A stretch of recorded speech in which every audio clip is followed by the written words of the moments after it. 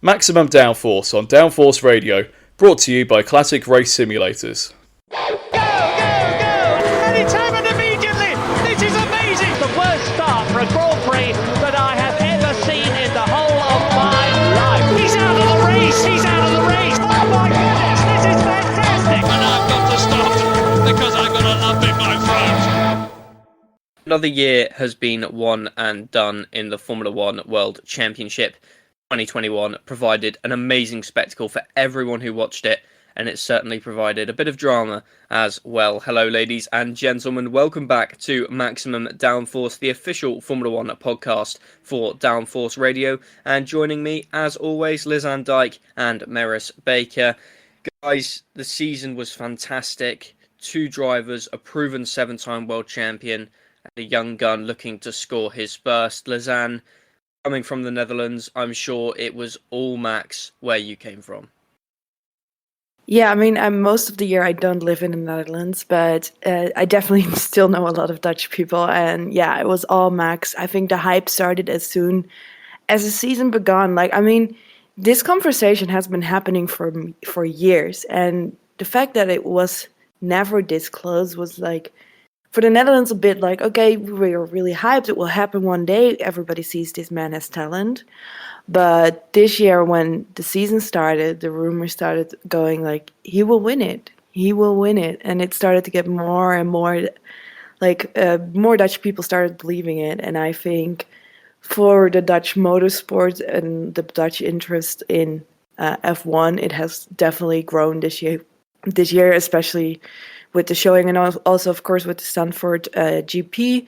So I think it was a great year for the Dutch people, and they've been really excited, what also resulted in Max being Dutch Sportsman of the Year, of course, because he deserves it. And it has been everything people have been talking about ever since the 12th of December. So it's a great, great thing for F1 and a great thing for the Netherlands.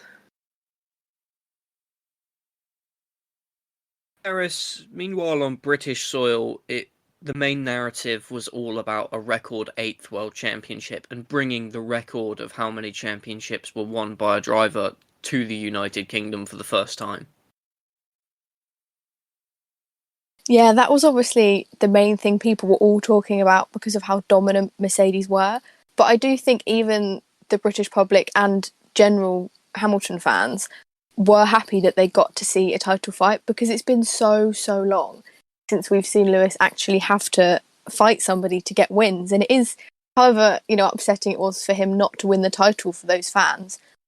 It was incredible to see them go wheel to wheel and have all these amazing races. And I do think people would prefer to have that than a dominant season where your favourite driver does win. Obviously, it's a disappointment, but they're both back next year. It's a complete change of rules, and there's still the opportunity to get the 8th title. And I think at this moment in time, it was an amazing way for Verstappen to, get his first world title with all this hype around him and everything. But yeah, ultimately he won and Lewis didn't, but it sets up for an amazing next few years. Eventually, we started the season in Bahrain, the place where the teams have been doing so much of their testing. After a race which most of them were pretty much on equal footing, Verstappen opting for a 2-stop, however, it was Hamilton who came away with the first race win of the season. Yeah, it showed that they were close. I mean, we saw it in preseason testing that that Red Bull looked really well, but we also knew that Mercedes does sometimes sandbagging. The thing was that, like, this race, it looked like, oh, there is really a fight, but it showed still that Mercedes has still the experience of the strategy versus Red Bull, and I think that like till the end, it showed also still some flaws from Max in the sense of being a new champion, like overtaking a little bit too fast off track and then having to give back the position. Well, he could have waited a bit more patiently. It was really close, but I think it showed a little bit still the difference, and it was a good indication for the season, but still everything was open to we will see, because Mercedes still looks more the steady team in this race. Meanwhile, Max Verstappen's new teammate Sergio Perez found himself a little bit in the struggles after he qualified in Q2. He was knocked out there, started 11th, eventually was forced back to the pit lane and the back of the grid, made his way through to come back to a respectable top 10 finish. Yeah, I think going into the season, people expected Perez to struggle a little bit just because of how we've seen other drivers like Albon and Gasly struggle with that Red Bull. But that first race where he was able to, had that massive setback and was able to come back through, I think sort of gave him that confidence boost he needed at the start of the year. And also sort of proved to the team that he was going to fight all the way through and was going to do everything he could to get points for that team. Obviously, he had lows and highs throughout the whole season, but I think that opening race really made a statement for him to say, I'm here to stay, I'm going to adapt to this car well, and he was able to fight through. So yeah, I think the first race was a good one for Perez, considering people's expectations of the performance of that second seat of Red Bull. Then we arrived in the second race of the season. We moved over to Imola, the second ever Emilia-Romagna Grand Prix. However, there was a slight change in the fact that it was raining during the race. Now, obviously, this caused a bit of chaos later, but ultimately, it was Verstappen who took his first win of 2021 and his first win in Italy as a whole. This was really where we noticed that the points gap going to stay like this for much of the season, as it did throughout the year, remained relatively close. Although Verstappen won, and that's not what I want to focus on with this race, because there was a battle behind the scenes for the Mercedes seat which came to boiling point as George Russell and Valtteri Bottas collided. Looking back on it 9 months later, who do you think was to blame for that? I find it a difficult one because I think that George should have seen that he went onto a wet line. I have to really think back to it. I just remember the aftermath of it. I think in a sense, both of them were to blame, but I was more shocked with what happened afterwards. Like George's temper showed, and it was kind of crazy. Now in hindsight, seeing that was like, we all knew that the Mercedes seat was open for discussion. And now seeing what happened with like them crashing into each other, first of all, like people say, Valtteri shouldn't have been there in a certain extent. But on the other hand, he is there, and then he should be able to not crash. And I think the crash showed that there is a rivalry, not big, like let's not make it bigger than it was, but it was just crazy that when they crashed, that then George jumped out of the car and decided to run up to Valtteri and hit him on the helmet. I think most people thought that he would go there to say, like, are you okay? But he did quite the opposite and just hit him on the head. And I was like, wow, this is some side of George that we haven't seen. And I know some people lost their respect in that moment a bit for him, but it's like also debatable. I mean, some people, there's a lot of temper in racing as well, in sports in general.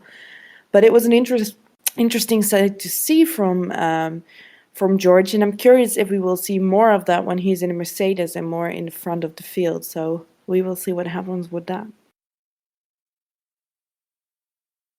While we're on the topic of Mercedes Merisse, we then move to Portugal and Spain. Now, Portugal and Spain have often been tracks which Mercedes in recent years have been the favourites at, obviously winning most races in the turbo hybrid era in Spain. And then last season in Portugal, Mercedes took the win. But it was very obvious here, at least to me, that Mercedes had found something which had placed them ahead of Red Bull, whether it was the track characteristics, whether it was some updates brought to the car, but to the point where they were able to pull off the Hungary strategy in Spain to outmaneuver Verstappen for the win, them some margin ahead in the standards of this championship. Yeah, I think those two races really showed that Mercedes were in the fight, because obviously at pre-season testing, everyone thought they were, sort of nowhere, and Red Bull looked to be miles ahead. And I think these two races, even though they were suited to Mercedes and they sort of were expected to win, I think really proved that they were properly in the fight, and you shouldn't count them out. I think that throughout this championship, it's sort of been an advantage to be on the back foot or be in second place because, for example, as you said in Spain, they were able to pull off the two-stop and then overtake Max again. So I think throughout this championship, being in that second place is actually easier because you have more strategy options. You have, way more things that you can do to put pressure on the person in front. Whereas if you're in front, all you could do is defend and react to what people are doing behind you because you don't want to take that risk. So I think Portugal and Spain were sort of two opposites in the way that Portugal, Mercedes, dominated it and were, just had loads of pace. And Spain was one of those things where they used strategy to overcome, Max getting ahead of them and things. So they were crazy races, and I think Mercedes really needed that to push them forward and say, right, we've got the confidence now to properly bring the fight, and especially with Hamilton. And, we saw Max and Hamilton back again at the front, and it continued to set up the season where we knew that it was going to be them two together the entire way. And the range of ways we had them winning of it's not just dominating a race where they're strong. We have all that strategy and things. So that carried throughout the season. And those two races really were, Mercedes bringing the fight back. After two races which didn't provide much action as a whole, the entire Formula One paddock was ready for Monaco to possibly throw some carnage in the air. That's, in the opening stages at least, exactly what it gave us, because surprisingly enough, Ferrari appeared to be the top dogs in Monte Carlo, as Charles Leclerc took his first pole position of the season. Now, the only issue is on his way to the grid, he noticed an issue with his car after he put his SF21 in the barrier during qualifying. This forced him out of the front row of the grid, occupied by Verstappen alone. Lisanne, this provided a pretty easy way for Max Verstappen to claim his first Monaco victory as well as the World Championship lead. Yes, it was interesting. I think for Max winning in Monaco also was a good point for him to see where he was at. And Monaco is a lot about, of course, qualifying. We can talk a lot about what happened. Crashing on the last lap of your qualifying and then nobody else could set a time. I think a lot of people would have probably had a faster time than Leclerc, so he would have not been on pole, and now he couldn't drive at all. Also, the bad luck of Charles in Monaco keeps going. I hope one day he can race a full race there. But yeah, it was a good showing of that Red Bull is still there. And it also showed for me the first flaws in Mercedes this year. Because the wheel nut situation, of course that can happen to anybody, but Mercedes always seemed a little bit like they had some mistakes. We can talk about Germany in the past and stuff like that. But this, and of course last year the race where George was in the car, there was also a pit stop mistake. But this mistake showed again that Mercedes is not unbreakable and makes stupid mistakes. It was now Valtteri Bottas, but it could have been also Lewis, and it could have been different. And Lewis was not even on the podium, and it shows the difference in the sense of there is still an open championship fight. It gave more hope because, we're so used to Lewis winning so often and seeing Lewis dominate everything. So the fact that Max came on top again showed that, okay, it's not over. It's not just a lucky thing that happened in the past races. It's something that's still really there. But like I said, Monaco is, of course, never a great indicator except of qualifying, I think, personally. So if Charles would have probably been on pole, he would have probably won as well, I think. So there is a lot to say about that. Well, Merisse, I find this the perfect opportunity to bring up, in my opinion, the unsung hero of 2021. Because it was Carlos Sainz who finished second ahead of an unlikely podium, rounding off Lando Norris in third. And Sainz, throughout the year, in my personal opinion anyway, was probably, other than Verstappen and Hamilton, the star performer of the year, because although Norris started off the season incredibly well with a few podiums, it was Sainz who maintained that consistency throughout the season and ultimately beat his teammate Charles Leclerc in his first season with the Scuderia. Yeah, I think once again, unfortunately, Carlos Sainz has been, I feel like, overlooked in his performances this year. And especially as going into the season, everyone expected Charles Leclerc to, absolutely wipe the floor with him. And that's obviously not what happened. Granted, Leclerc had, a few problems here and there, but Carlos was consistent the entire season. And, as you said, he racked up more podiums than his teammate. He was always there. He never really had a big incident. Nothing, that was his own fault. And he just had an amazing year. And I think, especially in places like Monaco, where he needed to qualify well as well to be up there. Granted, the Ferrari had good pace, but to still be up there only in your first year with that team, where, people have struggled, as we've seen people struggle to acclimatise and adapt to their new teams, he was probably the one who, got in his new car and bonded the best with it and got on with it and got results from the get-go. And I think Monaco was an example where he proved he could qualify well as racing well, which is incredible to do in a car that you've, barely driven in and just done a few test days in and, had a couple of races. And his performance has just been incredible this season, where he's consistently got points. I think there was a stat where he's the only driver to have got points from Austria all the way to the end of the season, which I think proves his consistency and how incredible he's been this year. And I think everyone can agree with that, because in a way you can say McLaren had the better car first half of the season and Ferrari the second half, but the fact that Carlos was up there in all the races sort of proves that it was a lot of the points and, all the progress he made was up to him and not necessarily having the best car at the best track. So, yeah, I think people should be very impressed with him this season. Very clearly one of the star performers, one of the only drivers this season to finish every race he started. Now, Baku City Circuit has become much of a fan favourite, Lisanne, but I'm sure for the Orange Army it wasn't their favourite race, as Verstappen exited the Grand Prix with laps remaining after a tyre failure on the main straight. Yeah, I mean, it was sad to see Max lose this one in this way, but I have to say it was one of my favorite Grand Prix this year. I'm not necessarily a Max fan or anything like that. But yeah, it was sad to see. I mean, it could have been, like, at the moment I was saying to everybody I was watching with, like, this is one of those moments that could have been just those points for the championship win or not. And I was, like, just a little bit pissed because it was, like, unlucky Max. Like, Hamilton is gonna take it. It's over. And then to see that, like, with the restart, then of course, where Hamilton makes a disastrous mistake with the magic button, where he pushed it and just, like, I was already thinking with the restart, like, why are his wheels so hot? Why is it blowing so much steam?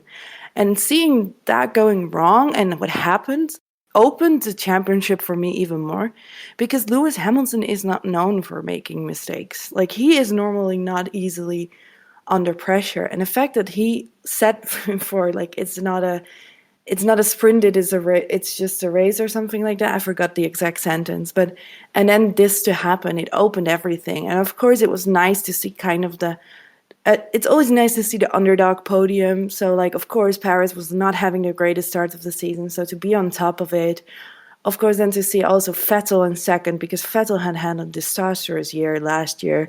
This year it started Aston Martin was also not great. And then to see him on a podium, and Gasly, of course, that deserves the podiums, is never really there because of the dominance of Red Bull and Mercedes, but deserves the podiums as well. So I think Baku is the only race I watched more than twice, because it was so much happened at one point. Like, it started with Stroll's wheel, it started then with Max, and then the whole Lewis thing opened the whole championship once more. Like, you think every time, like, we're going to an end, it's not going to happen, we're just in a fever dream, and it opened it again. And I think to see that kind of, like, podium that we don't expect was really amazing. And it brought a lot of questions about Pirelli, and I think those came back over the season more and more, but I think that was the race where people had the most questions about it. But I think Baku is one of the better races this season.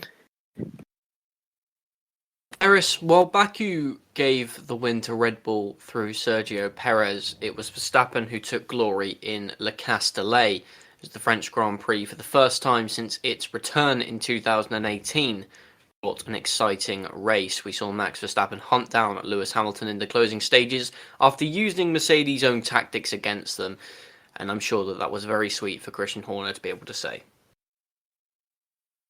Yeah, as I said earlier, second place always has it easier in a way because they get to decide how the race goes. And I think that was maybe one of the turning points in terms of the relationship between Horner and Toto Wolff, because him sort of using the tactics against him and saying, right, well, you did it in Spain, we'll do it back to you, sort of set it up for, the rivalry we've seen between them on and off track.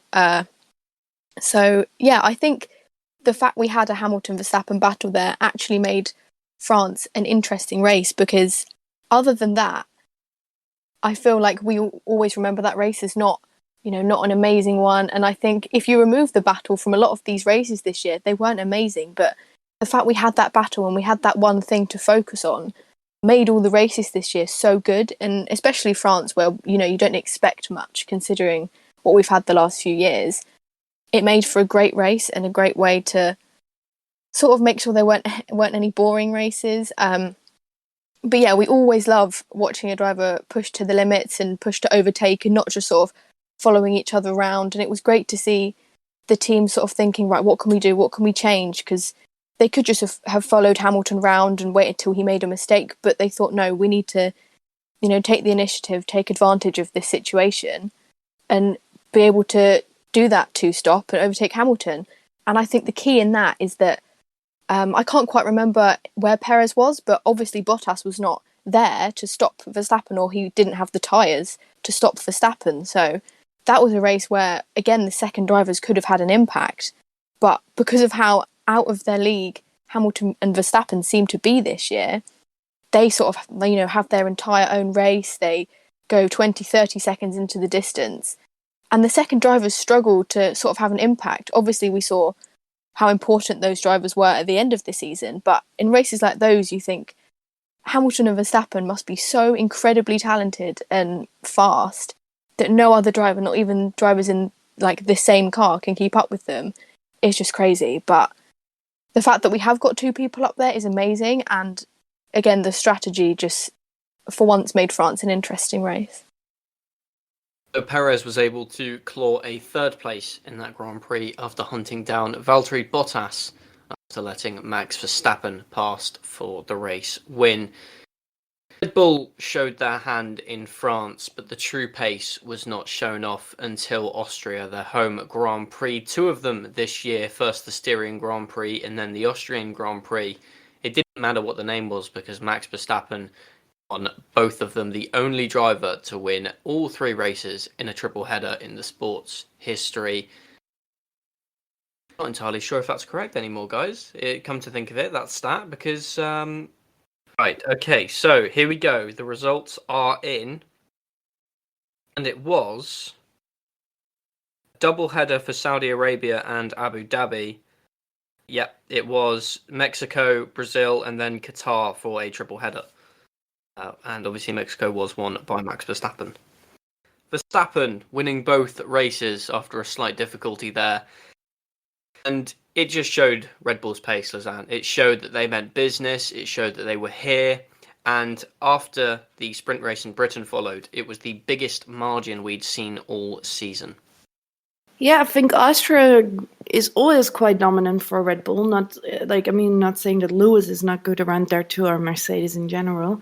But I think Max loves Austrian track. I mean, it's always quite not the interesting race anymore. I think the double header sometimes can be a little bit of an overkill at this track. Like, it's a nice track, don't get me wrong. I want it to stay on the calendar, but it is not the greatest track for a double header. It was also the race where I don't remember if that was the Styrian or Austrian one because I confused the two a lot, but where the penalties were handed out like just left and right. It was crazy how much penalties got handed out there for overtaking and not overtaking Norris and Perez. It was a whole thing what happened there. And I think Yeah, it was an interesting race to see that Max had the pace. I mean, it was showing what you say, the triple header, winning every race. That is an interesting stat, you know. And I think it was the first time for Red Bull in general to win 3 times in a row.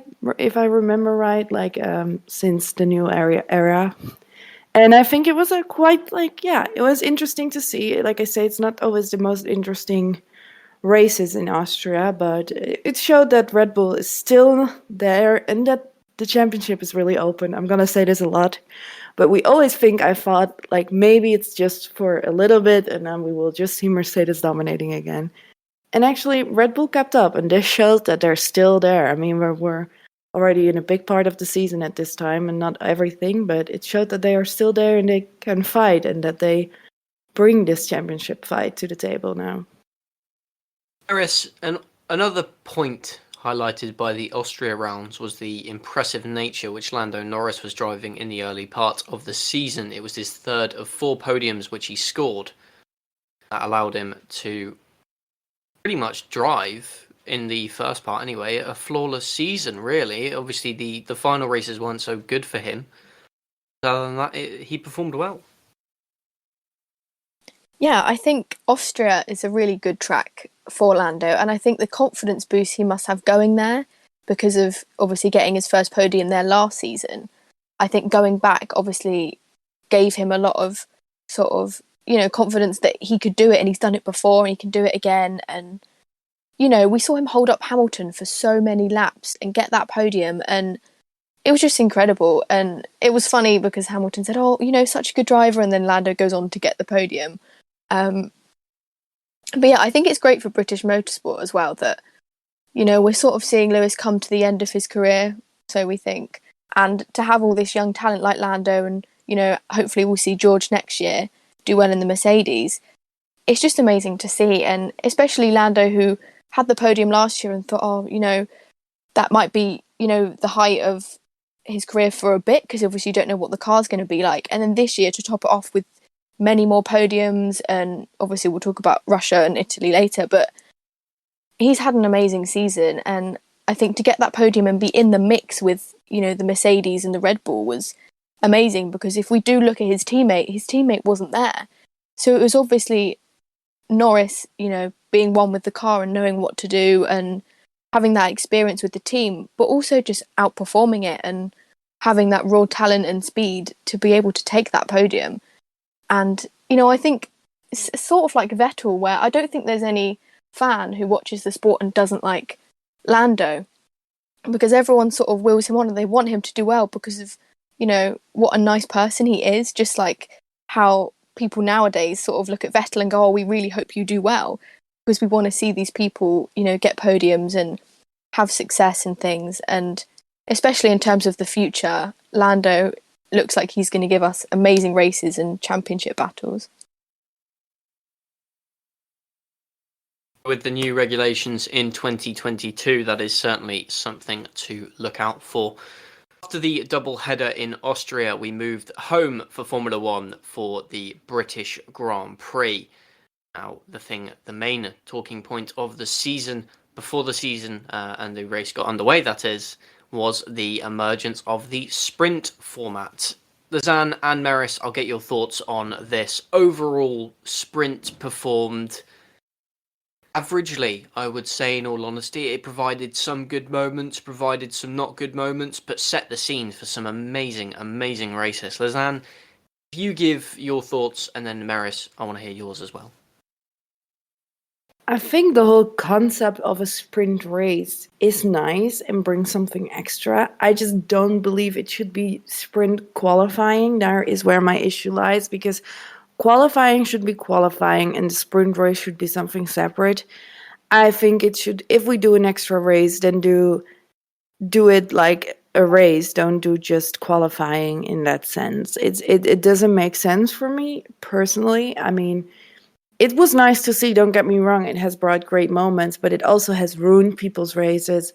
It has been those extra points that maybe were good or not good for the championship fight. So I think in the end we could maybe do some concept where it's a separate thing from qualifying for the race. But I think as qualifying, it's just not fair. Also, just the top 3 getting points. It's like, why are the rest still racing? You know what I mean? That's like ruining their engines. It's ruining their cars. Like, normally it surprised me that nobody DNF'd during those sprint races, because it's really normal to stop your car while doing sprint races because it's really dangerous. It's really accident prone. I think also it brings bad luck to the races, because every race we had a sprint race, something bad happened in a race the following day, but that has nothing to do with the whole concept. But I think it should be changed. There should be a different system. And I think if they do that, if they change it and tweak it, it could be okay. But for now, as qualifying, I don't appreciate it yet. Maybe my opinion changes next season, but for this season, it wasn't great in my personal opinion. Yeah, I agree with you there on the fact that they award pole position for the winner of the sprint race, and that doesn't sit right with me, just because of how the record is in Formula One history of how pole position is got, and it's by the fastest over one lap. So I think that's a stat they need to look at and think that doesn't seem right. I do love the idea of a sprint race because it gives you sort of more to look forward to. I think in this year especially, we'd go into a race weekend and everyone would be like, oh, you're watching the sprint race. And I'd completely forget that it was on. And I think it was because of how crazy this season was. In a way, we didn't need the sprint races to make it a good season. And even by putting the sprint races into a season where it was a bit dull, let's take like last year, for example, where Hamilton dominated a lot of it, even adding in the sprint races then wouldn't necessarily have made it more exciting. It would have just given Hamilton another opportunity to run off into the distance, or the Mercedes to get more points. So I think I'm not sure how well it works in terms of giving opportunity to lower teams. Obviously, it gives us a bit of a fight, but you can only do that when you've got multiple drivers up there fighting for it, like Hamilton and Verstappen. So maybe they need to change it where they do sort of a Formula 2 thing where they have qualifying, which sets, the grid for the race, and then they maybe flip the top 10 and do a race for the top 3 points, because then you're not disadvantaging the drivers who got on pole, because they still get to start there for the race. And then they're not also losing that many points if you're just awarding 3, 2, 1 to the top 3. So I think they need to do something. It's a cool concept, but it does give the opportunity just for the top teams to run away again. The only one I can think of is Italy, where we had, different drivers up there, because the start obviously provides a way for them to get in front and things. But yeah, it felt weird this year because obviously it was a trial, but I wonder if they're going to introduce it to more races or which ones they'll do, because I'm not sure how big of an effect it will have. But obviously next year with new regs, I don't know whether they should include it, because it should just sort of happen because we've got new regulations that we should get better racing. But I guess we'll see. I think it's a cool concept and they should try and develop it a bit more. Obviously, we had the main talking point of the weekend, that crash. Lewis Hamilton and Max Verstappen colliding at Copse, which sent Verstappen out of the race, leaving Hamilton to go on to win his 99th Grand Prix. Lisanne, give me your thoughts. Wow, this I think one of the most controversial moments this season. It showed what a championship fight is, and it makes you remember old school championship fights as well. It was an interesting accident. I don't know if I should say who I think was guilty or not, but it was really interesting to see that this happened, and this brought a side of this year that we will see throughout the season coming out, and that was Max's fans versus Lewis's fans, Mercedes fans versus Red Bull fans, because there was also like Max said things. I think they unfollowed each other, what is kind of funny to me, because like, okay, boys, sit down. We're not children fighting. We're gonna follow each other on social media. But this accident, like, it was one of those moments again, and we will see that throughout the season, where it could have been like, that could have been the point where Max lost his championship, and that would have brought up a lot of things. I mean, later in the season there is other reasons why why that could have happened the other way around or not. And I think it was crazy to see. I was really worried about Max watching it. I mean, it was a high impact. I don't remember how much G's anymore. It's like 56 or something like that. And it was scary to see. I was happy he walked out. He didn't seem that great. Yeah, of course, the whole discussion about should have Lewis have celebrated. Did Lewis know he was in a hospital? It's like a whole discussion, but I think it showed me a really nasty side to Formula One, and that's the fan side. Like, I love talking with a lot of fans about Formula One, but it brought a lot of, like, yeah, I don't know, rivalry that wasn't nice. People wanted to do things to Max. People wanted to do things, or mostly people wanted to do things to Lewis.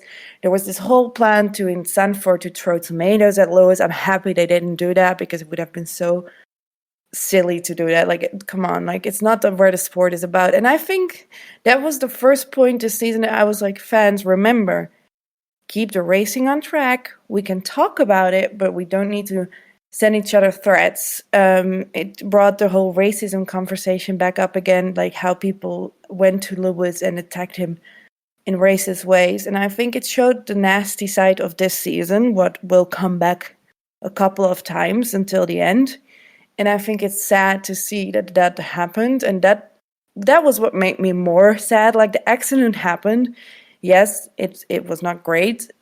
Whoever was at fault, it was just something that wasn't fun for the championship fight. But I think that it showed, like, it was sad because of what happened afterwards, the aftermath of this. Merisse, it wasn't just the fans who moved on the attack. It was also Christian Horner and the Red Bull team. They actually ordered Alex Albon to recreate Hamilton's line on a testing day and attempted to go to the FIA in order to have Hamilton's penalty harshened. It doesn't really make sense, does it? And I think that was a move of almost desperation, trying to prove a point from the Austrian squad. Yeah, I think in a championship this close, they obviously want to take every advantage they can and try and, get all the points they can. And they obviously felt like, Verstappen DNFing and Hamilton winning wasn't fair. And I think in a way you've got to look at the incident itself, not how the race finished, because I think that's what they did. If Hamilton had, not been on the podium, I don't think they would have gone any further with it. But because he ended up winning the race, they were sort of like, they didn't feel like it's fair. Yeah, I think Red Bull do like to do a lot of stuff off track. And that's sort of the way they have been for a while. You always want to sort of question things and stuff. And when Mercedes do the same, we saw after Abu Dhabi, they did the same. Red Bull then say, oh, why can't they leave it on the track? Bit hypocritical, but, both teams are going to do that. I feel like Red Bull are more prone to doing that because we've seen how Horner's done that in the past. But yeah, I think recreating it, I don't think they thought they were going to get anything out of it. I do think they were doing it to make a point.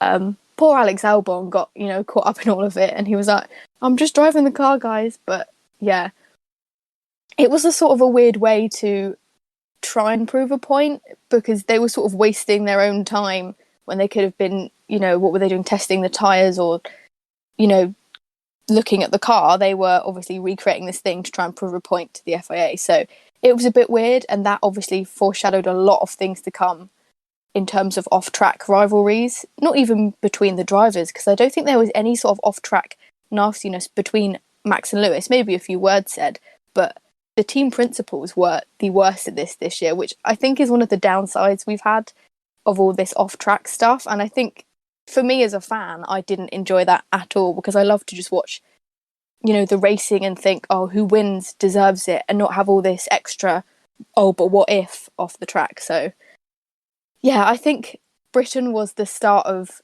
this off-track, all these off-track things. And yeah, it was weird from Red Bull. Obviously, we think Mercedes would have done the same if they were in their position. Maybe not to the extent of, getting a driver to recreate the event. But yeah, I think it foreshadowed a lot of things to come as well. We then got to the halfway point of the season, the 2021 Hungarian Grand Prix. It was an interesting one in the fact that there was so much carnage. Verstappen in the opening lap being used as a snooker ball on his own teammate. You've got the likes of the dry weather, wet weather, the interchange, Lewis Hamilton starting on the grid by himself. I don't want to focus on any of this because it's a race which should be remembered, in my opinion, for the positive result that we got. Lisanne, Esteban Ocon, redemption story like no other, winning his first Grand Prix for Alpine, winning his first Grand Prix full stop. Obviously, he claimed his first podium last season in Sakir. That was really looked over because of the win from Sergio Perez. Today, Hungarian Grand Prix was all about him. Yeah, he took his chance. He saw that like the carnage that happened, and he just went immediately for it. Saw the gap, went for it, and raced his ass off. I want to give then also a shout out to Alonso, of course, for defending in the back for him. I think that helped him a lot. But it was definitely a great showing from him. I remember when he got his contract prolonged for 3 years, and then he just didn't show up the whole season until this point. And I was like, ooh, was that a good decision from Alpine to keep Ocon? Like, he's a great talent, but like the results didn't show that. And that can be in a car, that can be his issue, but it didn't show it. And I'm going to be honest, I'm pretty critical of him this season. I think after this even, he had also some bad races, but I think this was a great showing of his talent, knowing when to get the gap. Dealing with the pressure of being on front is also not always easy. Not making a mistake. I mean, we saw that with like people like Nico Hulkenberg, when you're in the top 3 and you can finish, and then there's pressure and you make a mistake and you end up in a barrier or you end up upside down. It was drying up maybe at the point, but it was still dangerous. You know what I mean? So it was an interesting race, and I think he showed really that he has the talent. He just needs to work on his consistency. But I think it was a good win for him, and it's one of those times where, like, you're happy because it's one of those redemption podiums. It's like one of those great moments. Of course, Vettel in second was also great to see. So I think he has it. He has the talent. He just needs to show more of this fight mentality, seeing the gap going into there. And I think he will have more of a chance of seats in the future. Like, he has, of course, safe and sound at Alpine, and they have a chance of getting up there, especially with the new regulations. But I think if he shows that consistency, he could be named in with the likes of Charles Leclerc, Lando Norris, and Max Verstappen. So let's hope for him he finds this consistency, because that would make him a great driver. So we had the season break. We had the brief breath of fresh air from this season, the bit where we could all cool down for a minute and take a look at the first half of the season. We got to Belgium. Rain was expected. All seemed well. And it chucked it down. It absolutely chucked it down. Now, although in qualifying it provided a good spectacle in the fact that George Russell on the front row, fantastic story, amazing qualifying session for him. The race was interesting in the fact that there was no race. And I am of the belief that race, no one should have scored points, not even half points, because no one deserved points in that situation. They had to trundle round in heavy rain for 2 laps behind the safety car, pulled back in, and there was a podium celebration. Don't get me wrong, fantastic to see George on the podium, but that's not the way you want to be celebrating your first ever time on a Formula One step. The first time spraying champagne, you know? So we'll cut over that, because that was a low point in the season. And in all honesty, the one thing to come from that is Formula One needs to do better at reimbursing the people who were there and who lost their time and money. They've been entered into a raffle for tickets. They've got a free F1 TV subscription, which in my domain, anyway, the United Kingdom, I can't watch F1 TV. I can't watch live races on it because they don't broadcast them in England, at least. So Formula One needs to do better at that, for a start. And this race is going to have a legacy for a long time, leaving a bad taste in people's mouths. Max Mania returned, though, Merisse, a week later in the Netherlands. Orange smoke everywhere, as you'd expect. The first ever Dutch Grand Prix winner in a Dutch race. It really just showed how much Verstappen has influenced this sport. Yeah, I mean, it was incredible. It was up there with, what it's like to be in Italy as a Ferrari fan or Britain as a Hamilton fan. It was amazing. And I think so much credit to Max in terms of it was the first race in the Netherlands. He'd been waiting, a couple of years for it to happen. And, he didn't succumb to the pressure at all. I think I remember an interview of him saying he literally shut it all out just to, get on with the race and win that race. And he was amazing. And I think that really showed that he was championship worthy, because to be able to still win that race and get the pole and do everything that he did without making a mistake or anything on a new track as well was just incredible. And, to see him making all those people happy really, it's so great for the sport to have all these new people, loving it, and all this support and all these people who are going to come to these races in the future, because Verstappen's, made a name for himself and made it popular in the Netherlands. It's just such a credit to him. And I think without Max, that race wasn't the best of races.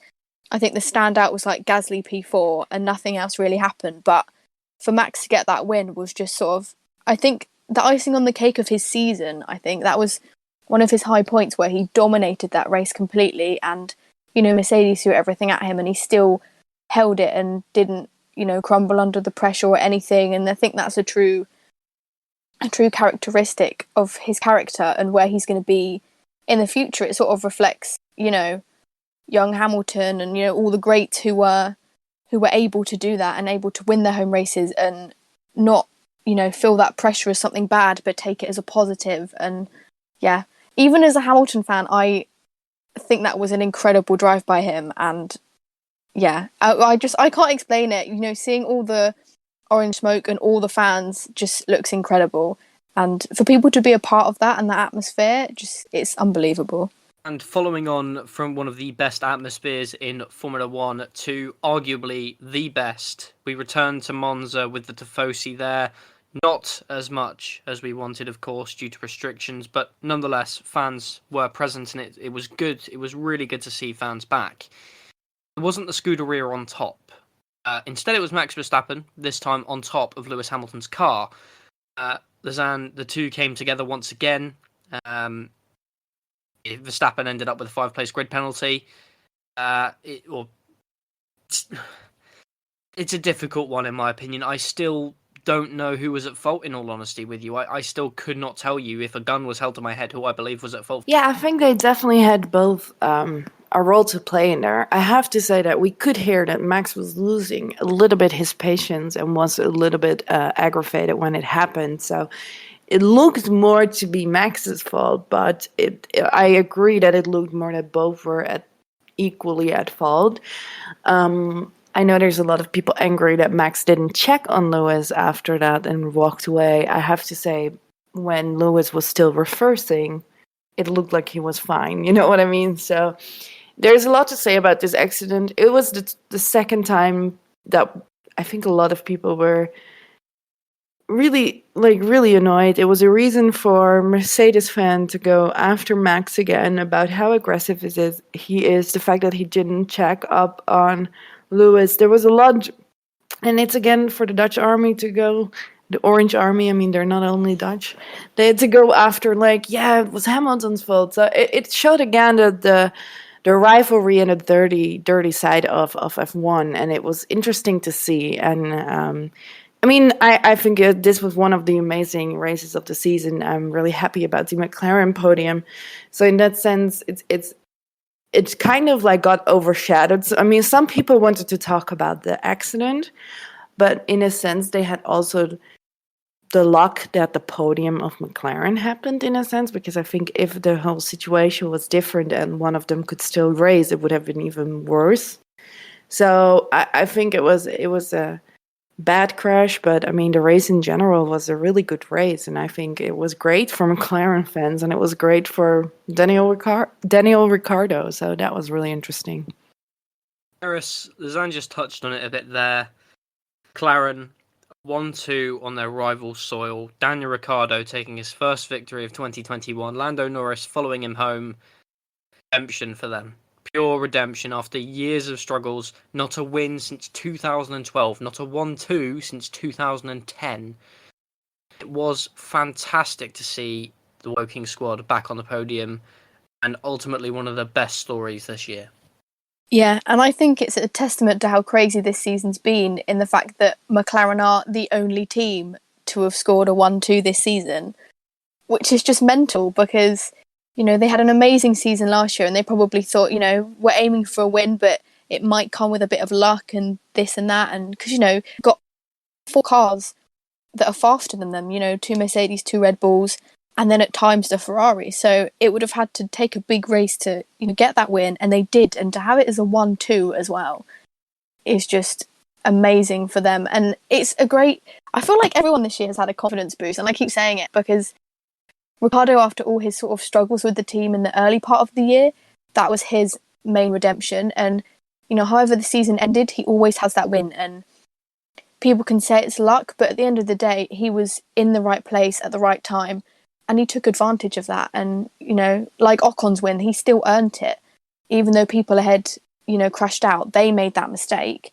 And Ricciardo didn't make a mistake. Norris didn't. And they got that 1-2. And, you know, hopefully it sets them up for, you know, amazing results to come in the next few seasons. And, you know, that driver pairing, we saw Lando obviously was upset. He didn't win, but he was so happy for the team that he was like, right, we'll hold positions, you know, we'll make sure we get this secured 1-2, and that's what they did. And I think the teamwork within that team to do that is great as well, and that's sort of the foundations you need to be able to build on that and get a championship winning car and things. So yeah, I think there's no one who was sad for McLaren. Everyone was happy for them. And, you know, to do it in Italy, sort of where Ferrari is Ferrari's home, and that must have felt quite nice to be able to go there and thrash them, basically. Probably felt good for them, and to sort of put their foot down and say, right, we are cementing ourselves as the 3rd best team, you know, we're going to build on this next year, and we are the ones to sort of beat for that midfield battle. So yeah, it was amazing to watch. I think everyone was sort of didn't believe it. I remember watching it and just thinking, this is unbelievable. It's mental. And, you know, Italy has had some amazing races the last few years. I don't think we thought last year could have been topped with Gasly's win, but it definitely was this year. Now, moving over to Russia, McLaren once again in the fray for the victory.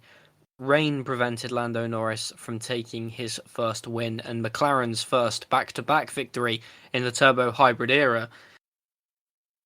It's difficult to say for Norris. In my personal opinion, once again, I think ultimately, I believe, despite most people's opinions, I actually believe that Norris was at fault for that situation.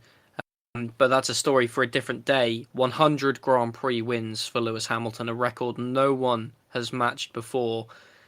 And after quite a few races without a win, Britain, his last one being, it was well needed for the British drivers, certainly, Lisanne.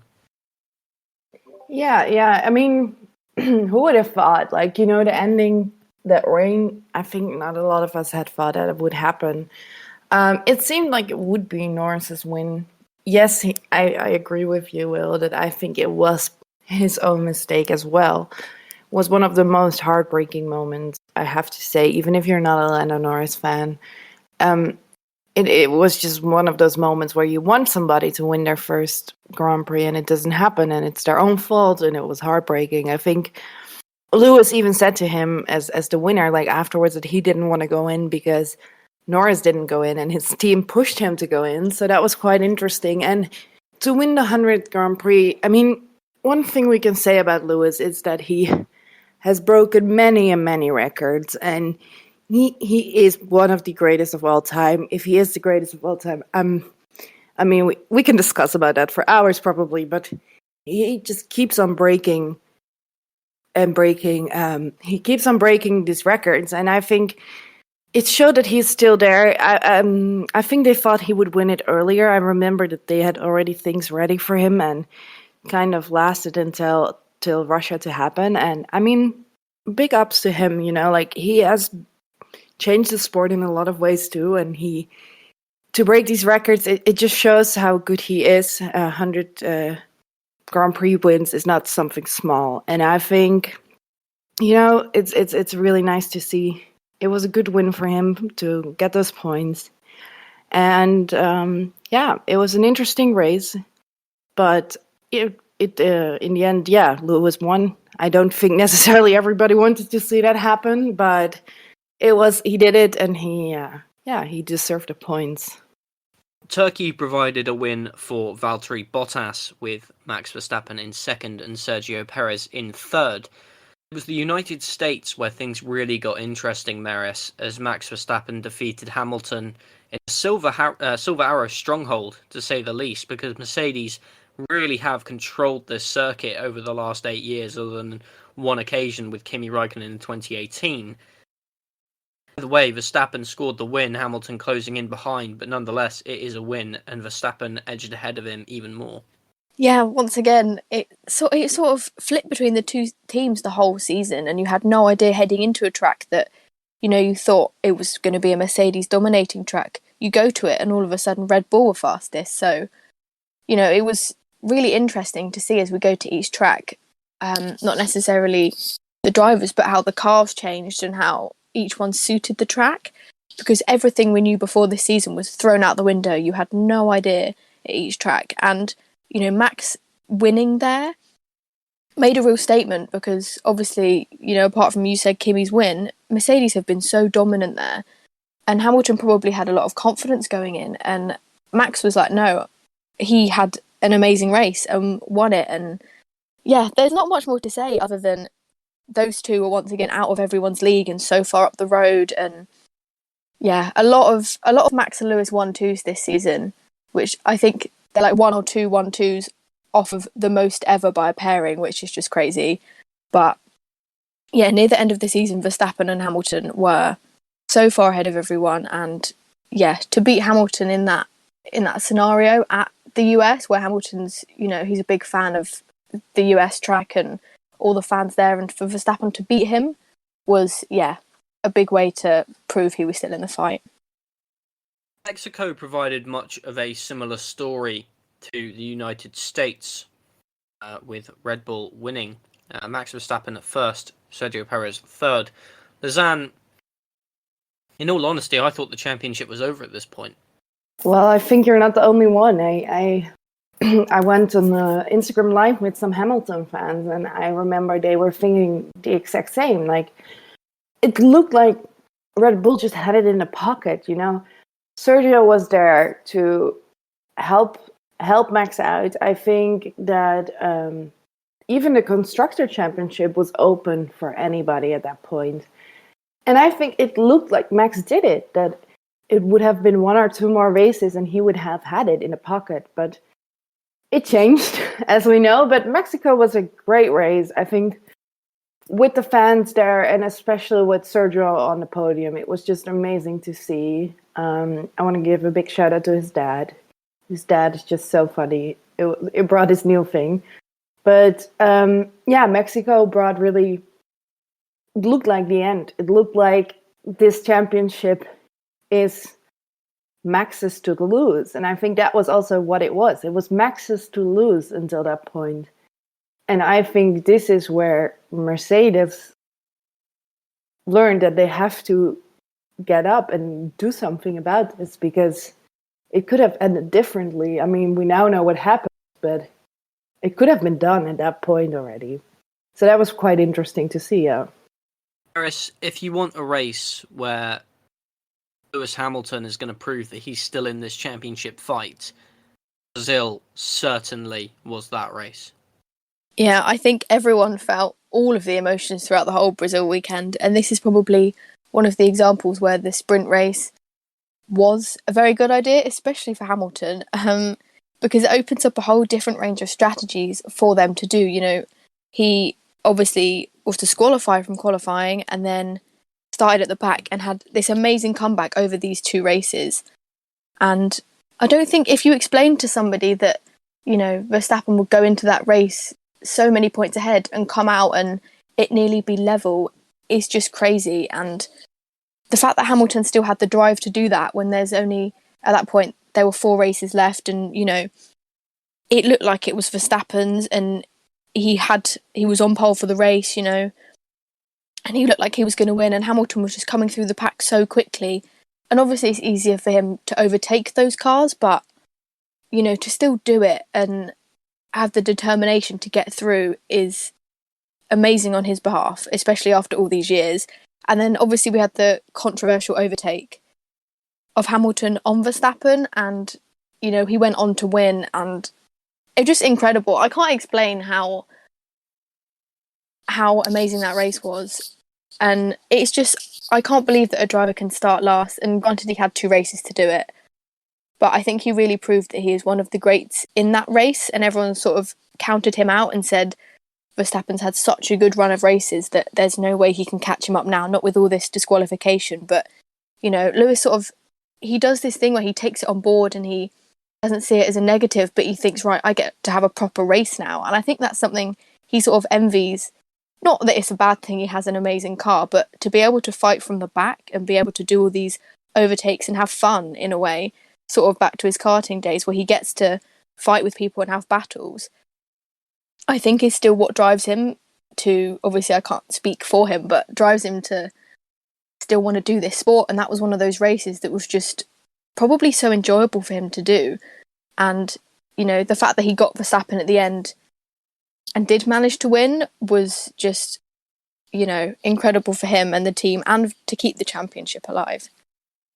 Oh, I must be honest with everyone here, because 2021 has been my first full year as a Formula One journalist, and what a year to start off. I have to say that 2021 has proved to me what a good driver Lewis Hamilton is, because in the past, especially when I was a kid, I was very critical of Lewis Hamilton. I grew up in a household where my dad was a Fernando Alonso fan. First full season of Formula One was 2007. From what I remember, first memory of Formula One, you've heard it all before. 2021 has proved to me that Lewis Hamilton is such an amazing talent. Always used to be, the fastest car, Mercedes dominance. No, Valtteri Bottas would not be able to pull that off.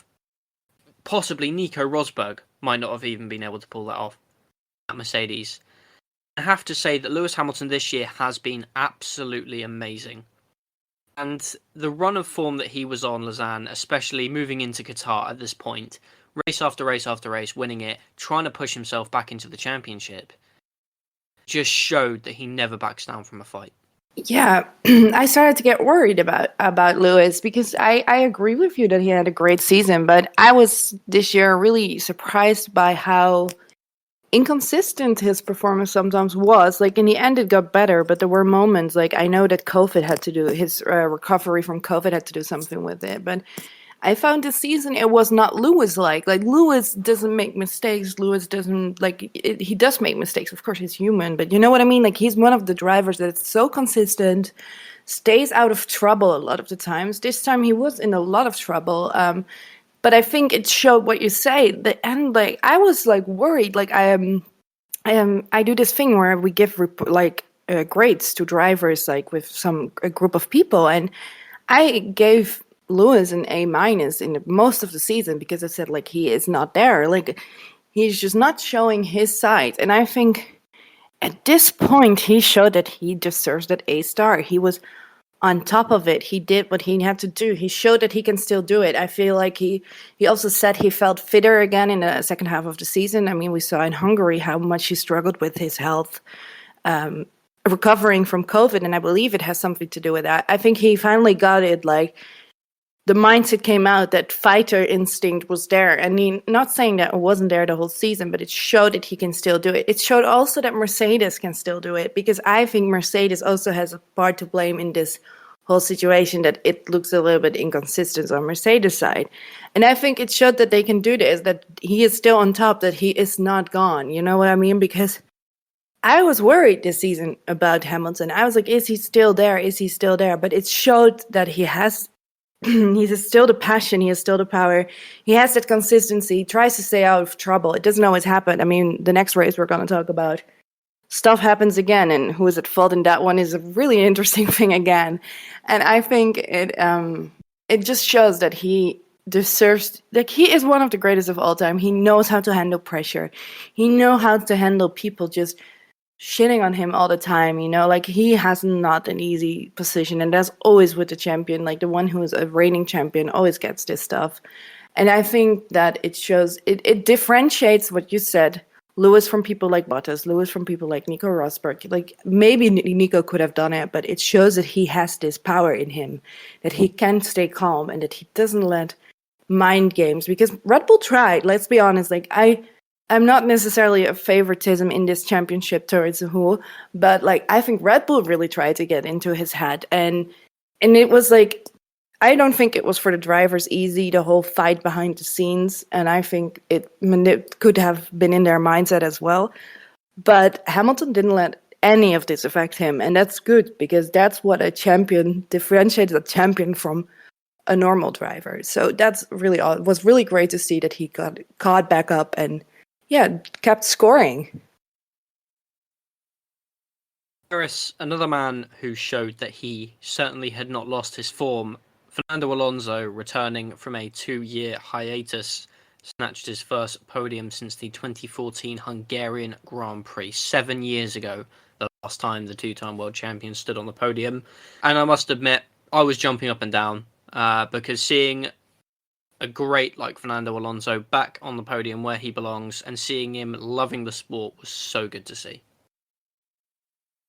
Yeah, and I think especially as people doubted him when he came back and thought, he's not going to have the same performance he did in his younger years. And how he left things with McLaren, everyone thought, when he comes back with a new team, we're going to see the same old Fernando. But we didn't. We saw this driver who, wants to help the team improve and is still striving after all those years to get these good results. And that podium just sort of topped it off, because I think after Ocon's win, maybe he did feel like the second driver in that team and thought, Ocon has done it, why can't I? And, after getting that podium in Qatar, I think it's been amazing to see, especially seeing drivers like him and Vettel still being able to get the podiums and fight really hard for points and stuff, even when they're not fighting for the championship. It proves how much they still love the sport.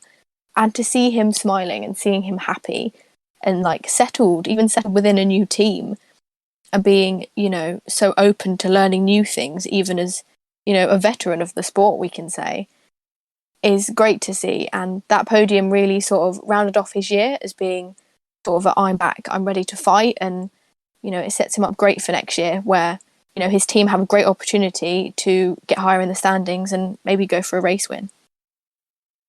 I think the next race, though, Lisanne, you alluded to it in your previous points.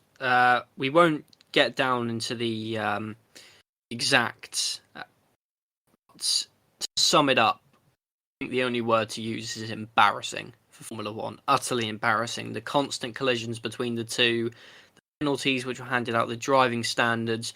In my opinion, both of them should have been disqualified from that race. Not because either of them were on the same level of embarrassment for the sport, purely because both of them did stuff wrong in that race and both of them should have paid the price.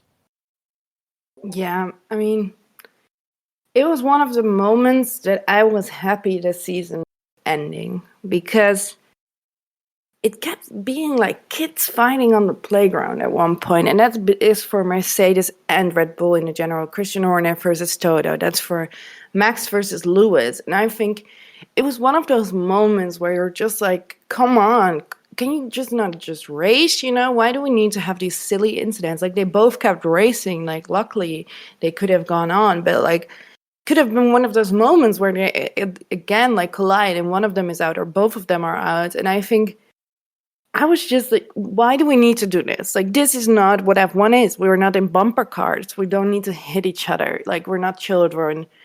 And I know it's part of the sport, and people will probably say, yeah, it's normal. Senna did it. Prost, like the whole situation, like everybody brings it up. I don't know if people had the same emotions at the time of Senna and Prost. I mean, like the rumors, of course, are, and Senna kind of admitted it, that he, of course, crashed on purpose to win a championship. But this is a different story, right? Like, I'm just like, I was so done with it. I'm like, come on, just race, just stop bumping into each other. It's like, takes away the fun of the sport, you know what I mean? And I think it doesn't matter in which camp you are, whoever you're a fan of. This is not the way it should be. And one camp says this person is guilty, the other camp, and that's what we've seen so much this season. It just creates a lot of uproar for no reason. It was so unnecessary for both parties, whoever was guilty or not, or if they both were guilty. It just created again that, I mean, the next race, everybody thought that one of them would crash purposefully to get the other one out. It started to get really silly, and it started to create this kind of bad atmosphere, this bad whole vibe around Formula One finals. Like the last race was coming. This was the one second to last race. It was like, it was sad to see. It was really sad to see that this happened. And I hope they learn to behave. That's just all I hope for next season, that this will not happen constantly, the crashing, because it's maybe fun for once or twice. Now, not fun, but you know what I mean? It's okay. But come on, 3 times, 4 times, it's kind of getting boring.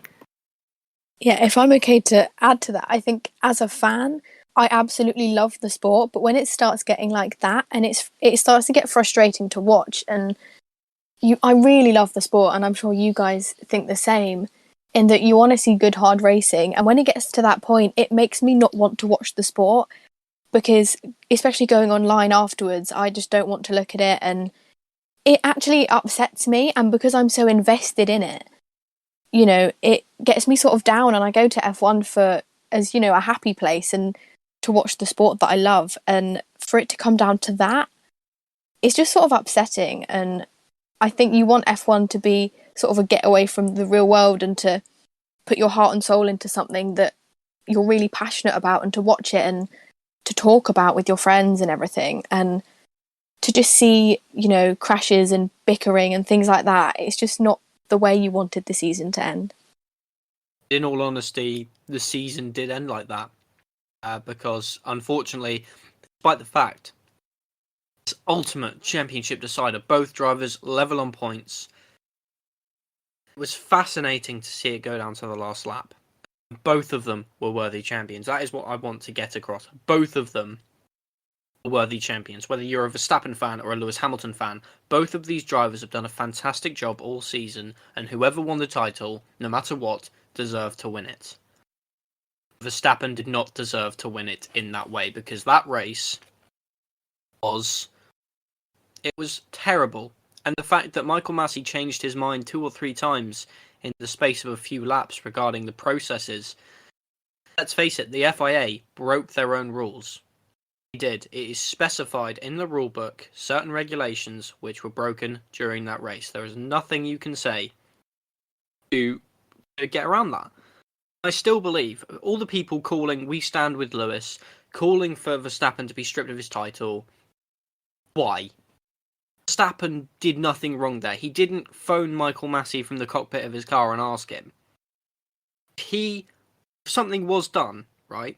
If something was done by the FIA to apparently rig this championship fight and hand Verstappen the title, that is not Verstappen's fault. If Verstappen is merely, if he is handed it because of that, he did not openly influence it himself. Neither would Lewis if it was Lewis in the same situation. And if it was Lewis in the same situation, you know that Verstappen fans would be doing exactly the same thing. It's a championship that we have to put to bed now. Okay? Lewis hasn't spoken about it. There is a reason why Lewis hasn't spoken about it. He is devastated, but he openly congratulated Verstappen. Him and his father congratulated Verstappen because they themselves have that ability to take defeat. I think I don't really understand, Merisse and Lisanne. I'll ask you both about this. Why people are so focused on having this championship changed, despite the fact that the team themselves have taken it on board. Nothing is going to come of this. There is no point in trying to change the outcome. I mean, it is true what you say. Like, it has no point. Like, let's be honest. It's gonna be a record-breaking thing if Lewis wins his eighth championship, and I think nobody wants to win that through court in a courtroom. Like, it's not the way to win it. I think the whole situation is just really sad. And that's the thing. It's not only sad for Lewis, it's sad also for Max in a certain extent. And I get it, he won the championship. Yes, he should be happy, but like, it is still not the way you want to win it, right? Like, it's not the way that there's so much controversy surrounding it. Yes, he has his championship, and he's happy. Like, don't get me wrong. There's this beautiful interview with Sicko Sport, but I think that the whole sad part of it all is what happened. It's like not the way the sport should go. We talked about it on the last episode of the podcast. Like, they should win because they win. I think it was Hamilton was the champion. Let's be honest. We all could have seen that. From the race before even, and I think that it is sad to see that this is the way it should have gone. What I get with like changing it, why I think maybe Mercedes should have gone to court, is that FIA doesn't get now repercussions from this. Yes, okay, hate from the public, but it's sad to see that there is no repercussions from this. Why is Michael Masi still not there? Like, I haven't heard anything. I don't know if he will stay. I mean, we have 3 months left until the opening season, or 2 months, I don't know. I think it's sad. It's so sad, and it makes me angry too. And you know what? It's one thing I have to mention. I don't live in the Netherlands. I came back for Christmas to the Netherlands. The Dutch media acts like nothing happened, you know, like nothing happened with the FIA, that this is all normal. Like, yes, of course they're happy that Max won, but there is also a point of like being realistic about the sports. I saw journalists that have been journalists for years that know F1 say that it was fair, and I'm like, it's not fair. And that's the thing, is like FIA should have been punished. Like, it should have been something against them. I feel bad for Lewis as well. I mean, he has been hiding. There's rumors that he will stop. I don't believe them, but you know, it makes the sport look so silly. And maybe the Dutch people don't find it that way, but I think it looks silly as a fan. I think it makes it look so stupid. And the fact that the FIA, the governing body, doesn't follow their own rules, like you said, Will, it's just stupid. Like, what are you doing then? Why are we here? People saying that Michael Masi got influenced by Christian Horner. Sorry, but he shouldn't be. Like, if you're in that role, you shouldn't be influenced by any outside people, because you should have a real great personality to say no, just I'm doing my thing, I'm following the rules. And I think at this point it's just, I feel so bad. Like, Lewis hasn't spoken, hasn't said anything. Max has his championship, probably is happy, but it's like kind of on the edge of like, yeah, well, I should have probably, like, you know, it feels really sad. It feels really sad, and I hope that next season we will leave all this silliness behind and we can start over. But I'm worried not. And if we don't get rid of Michael Masi, I'm not sure if that looks great on the FIA, let's be honest. Like, I watched the prize giving ceremony and they don't really like address it. What is okay? I mean, it's their ceremony, but like it just looks silly. It just looks really silly on them. Yeah, I feel like the end of the season was just crazy, and neither driver did anything wrong at all. And Will, you said it perfectly, that both of them deserved it completely, because they both had amazing seasons, and you know, they were out of everyone's league every single race. And I don't think we've ever seen the FIA be this inconsistent before. I know previous years we've sort of mentioned it maybe in 1 or 2 races, but you know, even from the get-go this season in Bahrain, we had that incident of, you know, them saying Verstappen overtook off the track, and they had all this sort of, you know, give the place back. And even from race 1, it was sort of there that the FIA were going to be involved in this fight. And I think it was the point when we saw Michael Masi asking Horner and Wolff their opinions on, you know, a racing matter in, I think it was Saudi Arabia. And I thought, I didn't think that was right. I was like, I don't think you can ask them, would you like to start second? That's not really how the sport works. You make a decision. You don't allow the teams to sort of have a debate about it. So, yeah, the FIA have been involved in, I think, a lot this year, and they've been very inconsistent. And that was a horrible way to end a season that's been amazing in so many ways. And not just because of Hamilton and Verstappen, but because of all the other drivers we've had, you know, winning races and on the podium. And in a way, I think the fact that they want a spectacle and they want it to come down to the last lap and things, that they wanted, you know, those 4 cars to unlap themselves and have that big showdown, I think that's a side effect of sort of having things like Drive to Survive and things like that, where they want a massive dramatic moment, and you're not really allowed to fabricate that. And I think it was done in such a weird way that it looks like they were doing it for the entertainment. They obviously weren't doing it for Verstappen's benefit. That's just how it turned out. But they thought, oh, we want a real race here. Let's just do it for one lap.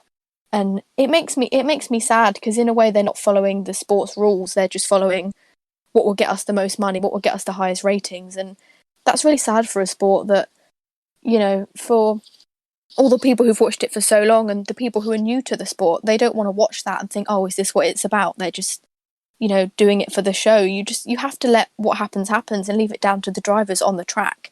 And yes, you need to intervene sometimes when there's incidences and it gets a bit out of hand, but not in situations like that. Oh, that is the 2021 Formula One season. There is still some fallout going on from it. Mercedes have obviously dropped their protest now, and have said that they're going to fight next season to retake the Drivers' Championship, while Lewis Hamilton has remained silent, not attending the FIA gala, which possibly could, if reports are to be believed, in a 10-place grid penalty for Bahrain. As That would be silly. That's what everyone is thinking at the minute, Lisanne. Silly, exactly the word, as Lewis Hamilton contemplating his retirement. Nothing has been heard from him. And in all honesty, I think both of you will agree with me that that is incredibly sad. But a look ahead to 2022. I just want to get everyone's opinions on the situation, because I personally don't think Lewis will be leaving the sport. In all honesty, if Mercedes can produce that car that he needs to win, and he is angry, he is going to be a force to be reckoned with next year. Guys, give me your thoughts on who's going to be the top dog in the new regulations. Lisanne, we'll start with you, and then Merisse, I'd like to hear your thoughts. I think definitely Lewis could be up there. If he has this anger, I think Max wants to defend his championship. But I think it's going to be also a great fight between Carlos Sainz and Lando Norris. I think those two could be on top. And I'm not saying Charles, because I think he's great, but I think Sainz has shown him this year what he can do. And that's why I think Lando can do it. If he gets back to where he was in the beginning of the season, I think those two are a force to be reckoned with. And even Daniel Ricciardo, I would put as a wild card in there as well. Yeah, I think Lewis will come back just as strong as, he did in 2017 when he had the loss from Nico. He will come back so much stronger. And I think the fact that we've heard, Mercedes have been developing this car for so long, that will be an advantage for him. But just the same, Max will come back strong. And yeah, I agree with you there that the sort of underdogs, I think McLaren and Ferrari have, a very good chance of being up there and getting race wins consistently. And, these new regs could throw up anything. But I do think Mercedes and Red Bull will be up there. I just think other teams will be joining them up there, especially the likes of McLaren and Ferrari, with I think Norris and Carlos, I think will be the two drivers who are up there, and probably Leclerc as well. So it's going to be very interesting, and I think a lot of people are going to come back, with proper motives as to why they deserve the championship. And that's the question for today's podcast, is who do you think will be coming out on top for 2022, the new era of Formula One? Thank you very much for this season of Maximum Downforce. Thank you very much for listening. We put an incredible amount of effort into everything we do here. And in all honesty, the reception has been absolutely fantastic from everyone here. So I just want to say a quick thank you to Topher Smith, Jake Sanson, Chris Kavanagh, Ryan Ferris, Jenny Lieberman, Alex Goldschmidt, Harry Parkhouse, Merisse Baker, Sam Hall, Phil Kinch, Lisanne Dijk, and Alex Bomberg, and everyone else who has contributed to this podcast this year. It's been an amazing year, and we look forward to seeing you in 2022. Have a wonderful new year. I hope 2022 brings you good luck, much better luck than 2021. For one final time. Bye. Go, go, go! Anytime!